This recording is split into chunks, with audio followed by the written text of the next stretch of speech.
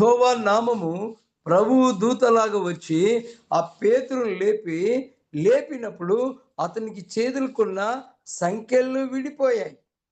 అతని చేతులకున్న బంధకాలు విడిపోయాయి. కారణం ఎవరు విడిపించారు అనంటే, ఎవరో సంఘంలో ఉండే నాయకులో, అధికారులో, డబ్బున్నవారో విడిపించలేదు. కానీ దేవుని దూత వచ్చి ఆయనని లేపి, మరి ఆయన ద్వారా ఇంకా పని చేయించుకోవడానికి, లేదంటే సువార్తను ప్రకటించడానికి సంఖ్యలను విడిపించి బయటికి తీసుకొని వచ్చింది. కాబట్టి బయటికి తీసుకొని వచ్చిన తర్వాత ఆయన మరి ముందుకు వెళ్తున్నప్పుడు ఆయన అనుకున్నాడంట, ఇదేమన్నా కలనా? నిజమా?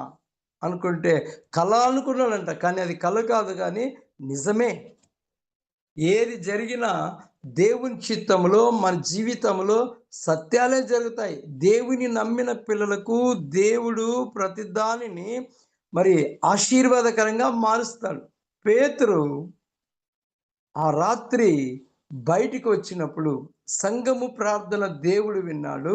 సంఘము ప్రార్థన పేతురుకున్న సంఖ్యలను విడిపించింది.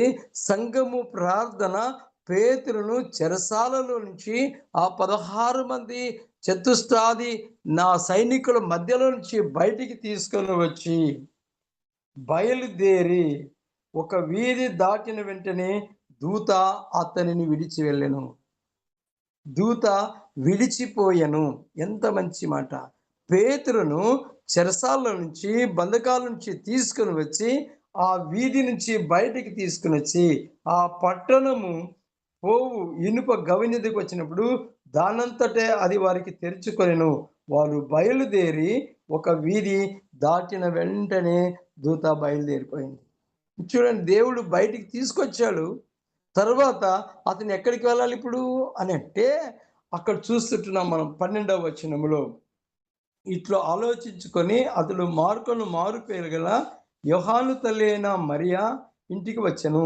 అక్కడ అనేకులు కూడి ప్రార్థన చేయుచుండెను. అతడు తలవాకిట తలుపు తట్టుచుండగా రోదే అని ఒక చిన్నది ఆలకించుట వినెను. ఆమె పేతురు స్వరమును గుర్తుపట్టి ఆయన బయటకు వచ్చిన తర్వాత ఎక్కడికి వెళ్ళాడంటే, ప్రార్థన చేస్తున్న కుటుంబం దగ్గరికి వచ్చాడు. ప్రార్థన చేస్తున్న సంఘం దగ్గరికి వచ్చాడు. ప్రార్థన చేస్తున్న వారి దగ్గరకు వచ్చి మరి నిలవబడినప్పుడు ప్రార్థన చేస్తూ ఉన్నారు. అక్కడ తలుపు తట్టుతుంది. ఒక చిన్నది చూసి పేతురు వచ్చాడు, పేతురు వచ్చాడు అని అందరూ చెప్తే, వాళ్ళు ప్రార్థన చేస్తున్న వారికి నమ్మకం లేదు. ప్రార్థన చేస్తున్న వారికి పేతురు వచ్చినాడని నమ్మలేక నోరు ముచ్చుకొని కూర్చొని ఉండొచ్చు ఆ చిన్న పాపని. అయితే చిన్న పిల్లల ప్రార్థన, చిన్న పిల్లలు ఏది చెప్పినా సత్యమే చెప్తారు. కాబట్టే ఆ రాత్రి ఆహ్, ఆ యొక్క ప్రార్థన అక్కడ నుండి అనేకులు కూడి ప్రార్థన చేయుచుండిరి. ఆమె పేతురు స్వరమును గుర్తుపట్టి సంతోషము చేత తలుపు తీయక లోపలికి పరిగెత్తుకొని పోయి పేతురు తలుపు దగ్గర నిలుచున్నాడని చెప్పెను. ఆ చిన్న పాప ఒక మంచి వర్తమానం. మన ప్రార్థన దేవుడు విన్నాడు. మన ప్రార్థనకు దేవుడు సహాయం చేశాడు. పేతురు చెరసాల నుంచి బయటికొచ్చి తలుపు దగ్గర నిలబడినాడని చెప్పినప్పుడు వారు నమ్మలేదు. ఆ చిన్న పాపను నమ్మి సంతోషము చేత ఒకసారంట ఒక చిన్న పాప సండే స్కూల్‌లో యేసుక్రీస్తు అందరికీ ప్రభు అనే మాట నేర్చుకుంది. యేసే గొప్ప దేవుడని నేర్చుకునిందంట. అయితే ఆ దేశంలో ఒక ఆజ్ఞ జారీ చేశారు. ఇప్పుడు గదా మన ఇండియాలో కూడా క్రైస్తవులను అన్యులుగా మార్చాలని కంకణం కట్టుకున్న మన ప్రధానమంత్రి వాళ్ళ బృందమంతా గూడా. వాళ్ళు కట్టుకున్నప్పుడు క్రైస్తవులందరినీ చంపేయాలా? యేసుక్రీస్తు కాదన్న వారినందరిని విడిచిపెట్టాలా? యేసు దేవుడు అనే వారిని చంపేయాలని ఒక ఆజ్ఞ వచ్చినప్పుడు, ఆ దేశంలో ప్రతి ఇంటింటికి వెళ్ళి అందరిని అడిగారంట. యేసు దేవుడా కాదా సంపుతామన్నప్పుడు, ప్రాణ భీతితో, ప్రాణ తీపితో వాళ్ళేం చేశారంటే, యేసు దేవుడు కాదని చెప్పారు. చివరిగా ఆఖరి ఇంటికి వచ్చారు. ఆ ఇంటి దగ్గర వాళ్ళ ఇంట్లో వాళ్ళని కూడా ఇద్దరిని కాల్చి చంపేశారంట. చంపిన తర్వాత చిన్న పాపని అడిగారండి. చిన్న పాప యేసు దేవుడా కాదంటే, వారి దగ్గరికి ఎద ఇచ్చి నిలవబడి అనిందంట, యేసే రక్షకుడు. యేసు అందరికీ ప్రభు అని గట్టిగా కేకలేసి ఆ సైనికునికి చెప్పినప్పుడు వాడు టపీమని ఆ బందూకు పేల్చినప్పుడు ఆ పాప హృదయంలోనికి చొచ్చుకొని పోవటం బట్టి గుండె పగిలిపోయింది. ఆ దానిలో ఆ చిన్న పాప హృదయంలో యేసు ప్రత్యక్షమై, యేసు సిలువలో ప్రాణం పెట్టిన దాన్ని ప్రత్యక్షంగా ఆ సైనికునికి చూపిస్తే అతడు వెంటనే ఆ బందూక్ పాడేసి యేసయ్య గొప్ప దేవుడని అతను కూడా సాక్ష్యం ఇచ్చడానికి సిద్ధపడ్డాడు. కనుక ఆ చిన్న పాప పేతురు వచ్చి వాకిట నిలిచిన్నాడని చెప్తే వారు నమ్మలేదు, కానీ తలుపు దగ్గర నిలిచి పిచ్చిది అని చెప్పి తిట్టేశారు. కనుక ఈ ప్రాతకాలం పేతురు ఏం చేశాడంటే మనం చూసుకుంటున్నాం. తెల్లవారగానే పేతురు ఏమాయను అని సైనికులందరూ కలవరపడ్డారు. అక్కడి నుంచి వారు పేతురుతో ఆ సంఘంతో కలిసి ప్రార్థనలో పాల్గొన్నారు, సంతోషించారు. కానీ ఏ వ్యక్తులైతే బందోబస్తు పేతురు కొరకు చెరసాల దగ్గర ఉన్నారో, ఏ పేతురు కొరకై పేతురును ఉదయం హింసించాలనుకున్న ఆ బ సైనికులందరూ కూడా పేతురు ఏమాయనో, ఏమాయనని ఒకరికి మరి కలవరం ఏర్పడింది. ఏర్పడగానే తెల్లవారగానే ఇంత అంత కాదు, ఇంత అంత కాదు. ఈ ఉదయకాలం మన జీవితంలో దేని విషయంలో కూడా గలిబిలి చెందకూడదు. గలిబిలి పడకూడదు. ఆందోళన చెందకూడదు. ఏ విషయంలో ఏది జరిగినా మన మేలు కొరకే అనుకునాలా.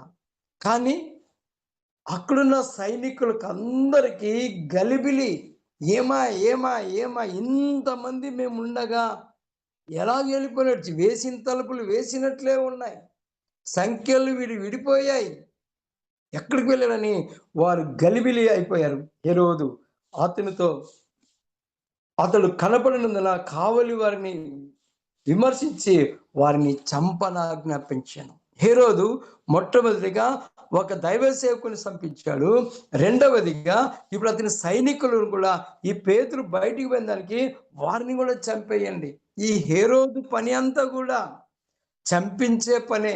నేటి సమాజంలో ప్రజలు ఎలాగున్నారంటే ఒక వ్యక్తి బాగున్నాడంటే ఎలాగైనా చెడుపుదాము.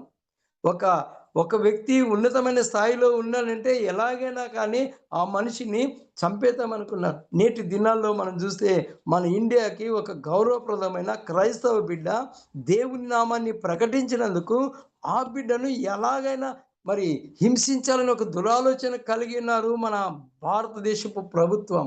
కారణం యేసే, ఇది యేసు ప్రభువులో కలిగిన కార్యమని సాక్ష్యం ఇచ్చినందుకు. ఈ రోజే కాదు, ఆ రోజే జరిగింది. ఇక్కడ హేరోదును చంప ఆజ్ఞాపించును. అటు తరువాత హేరోదు యూదయ కైసరు నుండి వెళ్ళి అక్కడ ఆయన ఆ చంపించి ఆజ్ఞించాడు. ఆయన వెళ్ళిపోయాడు కైసరుకు. అక్కడే నివాసం చేశాడు. అయితే చివరిగా చెప్పుకుంటూ పోతే ఏమైతుందంటే ఒక్కసారి ఆయన హేరోదు మందిరంలో కూర్చొని న్యాయపీఠం మీద కూర్చొని వారి ఉపన్యాసం చేస్తూ ఉన్నప్పుడు హేరోదు చెప్తున్న మాటలకు అక్కడ సభ వారందరూ కూడా చప్పట్లు కొడుతూ కేకలు వేస్తూ ఇది దైవస్వరం అనుకుంటున్నారు. అది దైవస్వరం కాదు. నేటి దినాల్లో సేవకులు కూడా చాలా మంది ప్రవచనాలు అంటారు. మా ఆదుల్లో ఒక ఆయనకి సేవకుని చేయబోయింది. ఆ చేయబోతే అతను అంటాడు, నాకు చెయ్యి వస్తుందని ప్రవచనం చెప్తున్నాడు. ఎంత దుర్బోధకులో, ఎంత మనుషుల్ని గలిబిలి చేసేస్తున్నారు. ఇట్లాంటి ప్రవచనాలు చెప్పే సేవకులను అస్సలకే నమ్మకూడదు. ఇట్లాంటి అబద్ధ బోధ చేసేవారిని వారిని గద్దించవలసిన వారిని. ఇది అక్కడున్న ప్రజలందరూ కూడా ఆ హేరోదు ఉపన్యాసానికి చప్పట్లు కొడుతూ ఇది దైవస్వరం అంటూ ఉన్నప్పుడే, ఇది మానవ స్వరం కాదు కానీ కేకలు వేశారు. అతడు దేవుని మహిమ పరచనందున ఎంత మంచి, అతడు దేవుని మహిమ పరచలేదు. మనం ఏం చేసినా ఆ జమీమా గెలిచిన వెంటనే 3 పనులు చేసింది చక్కగా దేవుని ఆజ్ఞలో. ఒకటి, ఫస్ట్ దేవుని గనపరిచింది. రెండవది తల్లిదండ్రులు గనపరిచింది. మూడవది గురువులు గనపరిచింది. తర్వాత నాయకుల్ని, ప్రజల్ని. ఇది దేవుని ఆజ్ఞ. నన్ను గనపరచు వారిని నేను గనపరుస్తా. కానీ హేరోదు దేవుని గనపరుచుకోకుండగా తను తాను గనపరుచుకున్నాడు కాబట్టి ఏమైంది తెలుసా? వెంటనే వెంటనే ప్రభువు దూత చెరసాల్లో ఉన్న పేతురును వెంటనే బయటికి తీసుకొని వచ్చింది. ఇక్కడ అదే దూత హేరోదుని ఏం చేసిందంటే, ప్రభువు దూత అతన్ని మొత్తెను గనక ప్రార్థన జీవితము ఎంతటి శత్రువునైనా అణిచివేస్తుంది. ప్రార్థన ఎంతటి స్థిరుడినైనా పడగొడుతుంది. ప్రార్థన ఎంతటి అధికారినైనా గడ్డి మేపిస్తుంది. ఈ హేరోదు కైసరులో ఉన్నప్పుడు మరి తను దేవుణ్ణి గణపరచునందున ఏం చేశాడంటే, ప్రభువు దూత అతన్ని మొత్తెను గనుక పురుగులు పడి ప్రాణము విడిచెను. పురుగులు పడి దేవునికి విరోధంగా ఎవరైతే లేస్తారో, దేవునికి విరోధంగా చేయరాని పనులు చేస్తారో వారి జీవితము పురుగులు పడి చనిపోతారు. మనం ఆ మధ్యలో చూసాం మణిపూర్లో దేవుని పిల్లల్ని హింసించారు. కొన్ని దినాలకి ఆ యొక్క ముఖ్యమంత్రి ఇంటికి అకస్మాత్తుగా అగ్గి పడిపోయింది.